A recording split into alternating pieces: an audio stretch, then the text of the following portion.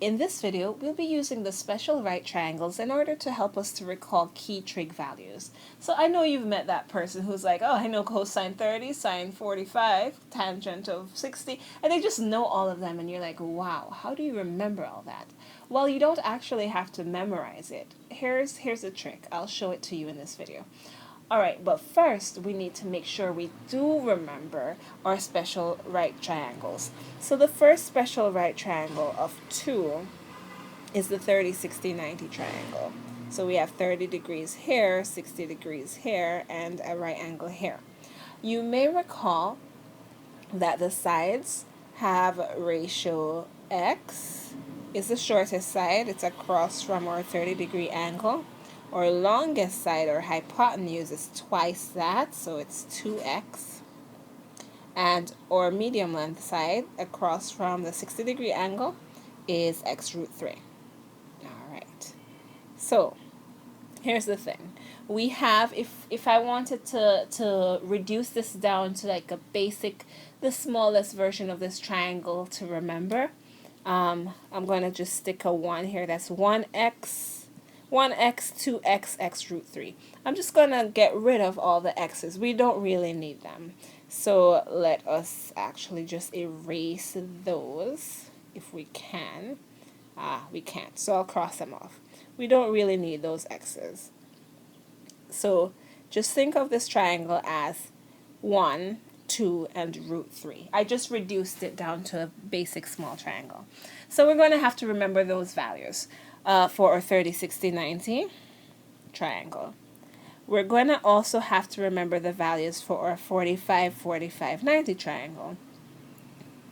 So this is 45, 45, and that's our right angle. Alright, so recall that I'm just trying to get this down to a basic triangle. So instead of using x, I'm going to just call this 1, call that 1, and this is 1 root 2, or we can just say root 2. So that's a 45, 45, 90 triangle. So the ratio of sides to our 45, 45, 90 is, again, 1, 1, and then the biggest side is root 2.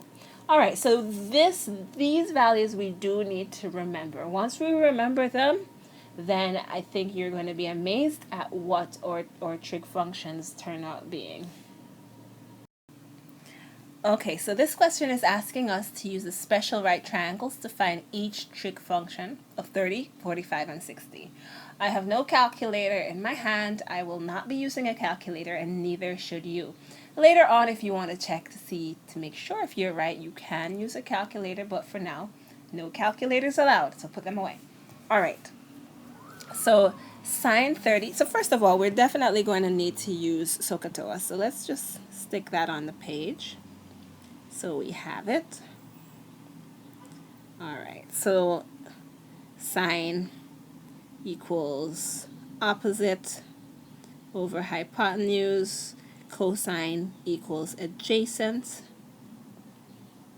okay, over hypotenuse, trying to make it fit. I'm skipping some important things here, like equal signs, and tangent theta equals opposite over adjacent. Alright, so that's important to know.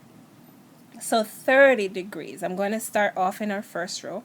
For 30 degrees, which of our two triangles have a 30-degree angle?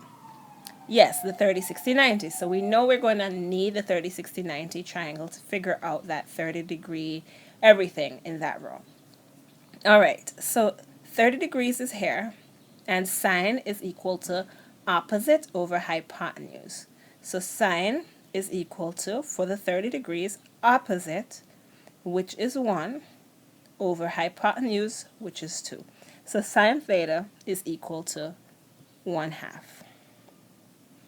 Alright, we can do the same thing for cosine theta, or cosine 30. So cosine 30 is equal to adjacent over hypotenuse. So adjacent is root 3 over hypotenuse, which is 2. So we have here root 3 over 2. We are allowed to have a radical in our numerator, so that's fine, and we can keep going.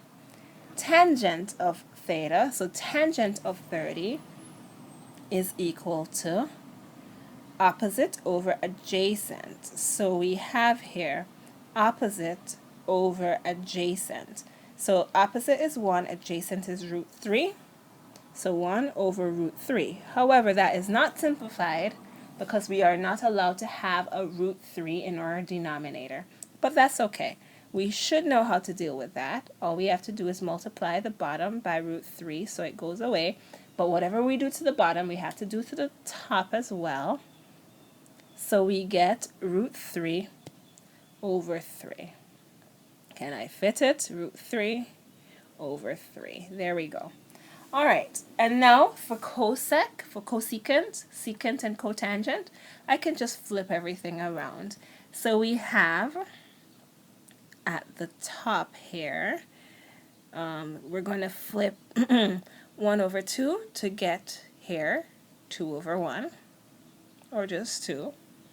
We're going to flip 2 and root 3 here, so we get 2 over root 3, but we need to simplify that. So we, again, multiply the top and the bottom by root 3, and we get 2 root 3 over 3. 2 root 3 over 3. And for cotangent, we're just going to flip our original thing we had here, 1 and root 3, so we get here for cotangent of 30, we get root 3. So that's how we filled in cosine 30, sine 30, tan 30, all of the everything 30. Now I want you to pause the video and try them on your own. I'm going to pause the video also, and I'm going to just fill them all in, and you can check your answers. All right, good luck. Okay, cool. Welcome back. So those are the answers I got. To fill out the second row, of course, I used my 45, 45, 90 triangle, and I did the same thing. To fill in my last row, I went back to the 30, 60, 90 triangle, but this, the 60 degrees, was my theta instead. And these are the values I got. So I don't know about you, but I feel extremely super powerful when I do this, like a machine. Kind of like a calculator, actually. All right, that's it for now.